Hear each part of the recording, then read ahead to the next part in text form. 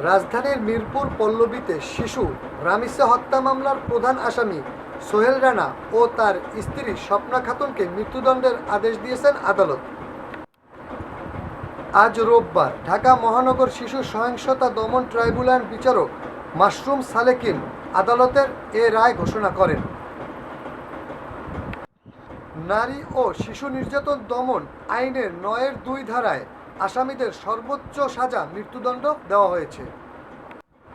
দণ্ডের পাশাপাশি আসামি সোহেল রানাকে ৫ লক্ষ টাকা দণ্ডাদেশ ও স্ত্রী স্বপ্না খাতুনকে দণ্ডের পাশাপাশি ২ লক্ষ টাকা অর্থদণ্ড দেওয়া হয়েছে। অর্থদণ্ড ভিকটিম রামিসার আইনগত উত্তরাধিকাররা পাবে। ক্ষতিপূরণ না দেওয়া হলে আসামির স্থাবর অস্থাবর সম্পত্তি নিলামে বিক্রি করে ভিকটিম মৃত রামিসার আইনগত উত্তরাধিকারকে দেওয়ার নির্দেশ দিয়েছে আদালত। এদিকে আদালতের সর্বোচ্চ রায়ে খুশি রামিসার বাবা।